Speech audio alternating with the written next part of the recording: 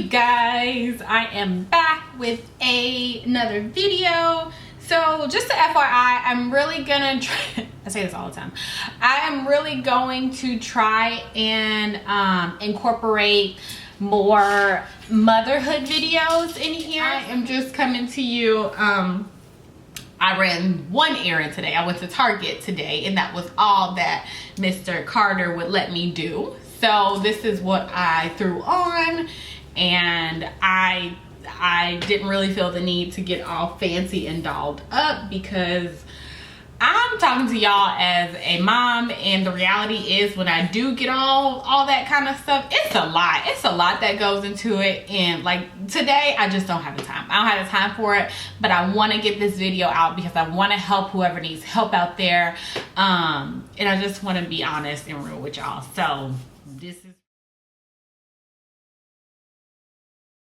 be prepared for your first shit to be excruciating pain. Now, I don't know if everyone went through this, however, I did. And going to poop was the worst, most painful thing that I've ever had to do. Make sure you have your X-Lax for gas, because trapped gas is the second worst thing that happened to me after giving birth. And trying to poo was just horrible. Not to mention I had a C-section as well. So I was in lots of pain. It was just a lot of stuff going on down there. Even at one point, you guys, no lie, I was like, I'm not going. I'm not going. I was like, this hurts too bad. Nope, it's just gonna stay in my butt. I'm not doing it. It's just, but I did it. I did it, and I was proud of myself. Jesus is real. That's what I have to say. And then in the hospital, they do want you to move around and all that kind of stuff, and you have to be prepared to move. I know it may be, I'm not gonna say I know because I don't know, but from what I heard, I guess it's a lot easier a couple hours or a day after to move around after you've had your baby vaginally. However, again, with a C-section, you were cut open, you had surgery. So getting up and moving around is something that you do not want to do, but you have to do it. I started out before I had Isaiah. I think I was a nice small C, like BC, kind of like that. And then I got pregnant, and I was like, ooh, you know, like these big old cha-chas. And I don't know what that was.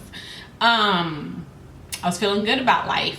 And then, you know, you are pumping, or you know, you have your baby even after you have them, you're still full and all that kind of stuff, and then they slowly start to sag. Hello, gravity. So yeah, that has probably been the biggest change for me, and something that I cannot accept is that my boobs that were once like here have dropped, you know. And it's not bad because I don't have like really big ones anyway, so it's not like I had these big old cha-chas and, you know, now they're like to my knees. No, that's not bad, and I'm probably super exaggerating this, but it's gonna happen. So just be prepared. Next. Okay, if you need the medicine, especially if you had a C-section, take the medicine. I had morphine in the hospital. I was around the clock. My doctor was like, do not let the pain, you should not feel the pain. Once you start feeling the pain, you've waited too long to take your medicine. So me and my mom were like on top of it. Okay, even when you go home, make sure your doctor writes you a prescription. Even if they don't want to, you need a prescription. You're paying them. So you need to demand certain things, you know. So yeah. And be armed with your medicine ready to go.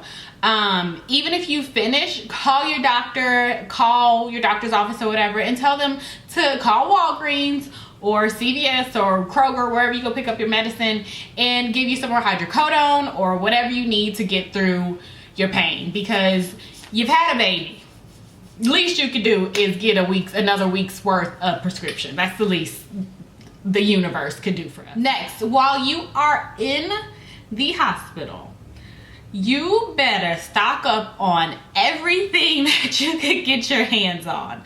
I'm telling you, my mama was not playing. Like, I still had like new mesh underwear, like the disposable underwear they give you. She asked for tons of them, and we had the best nurse, one of the best nurses. Eat those. You're gonna need them. They were comfortable for me. I liked them. They weren't like, they were just mesh. You know, you could throw them away. You could rewash them. Even pads and wipes and formula for the baby. You know, just ask for it. Every single nurse that rotates, ask them for some and tell so-and-so to, you know, take it to the house or take it to the car. So that after I had Isaiah, my first 2 weeks were the biggest struggle. My first week was probably shit. It was horrible. I cried all the time. I cried for nothing.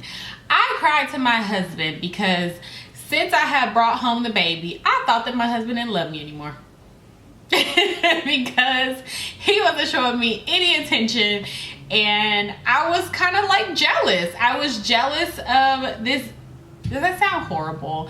You know, some things, sometimes I'm just gonna say how I feel. So if there are moms or saint moms out there, whatever, who don't like it, then you can go to another channel. But anyways, I was jealous. I was jealous of my kid taking the attention that my husband had, and it's just been me and him for 10 years. So for somebody else to come in our space, and get his attention, it really, like, I cried. I cried because I couldn't do what I thought I was gonna be able to do. Like, I couldn't wear my belly band to get my stomach back tight because it hurt. You know, I had a scar right here.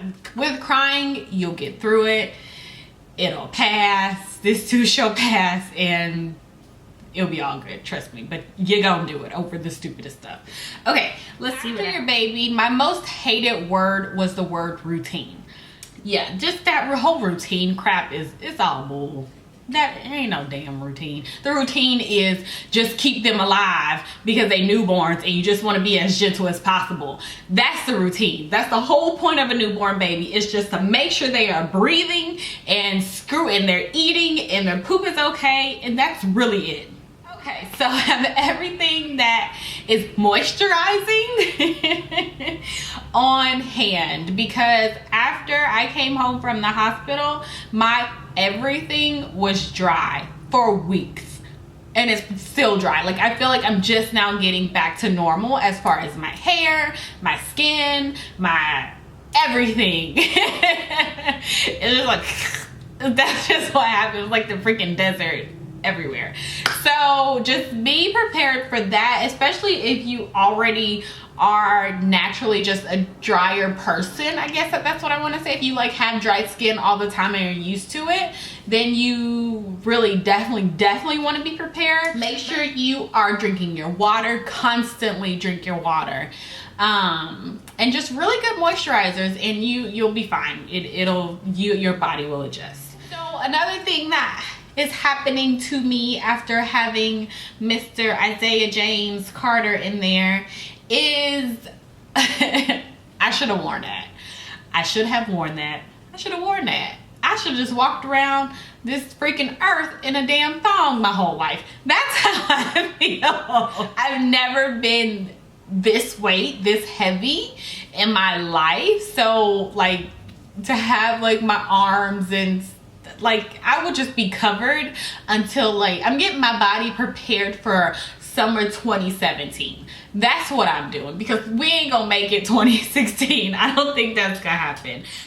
Don't be afraid to ask for help. Don't be afraid to ask for anything, really, because people will do it. And know that it will get better. It's gonna get better after your C-section. I didn't believe that. My sister's best friend was like, it's going 2 weeks, it's a big difference between that first week and then 2-3 weeks later. Huge difference. So it will get better. Ask for help, and don't be afraid to. You know, you just brought someone into this world. The least the universe, and I say the universe because at least the universe could do is make things a little bit easier for the first couple weeks for you. So that's it, you guys. If you have any questions or comments or just want to say hi, go ahead and say it and I'll respond back. Until then, I will see you guys next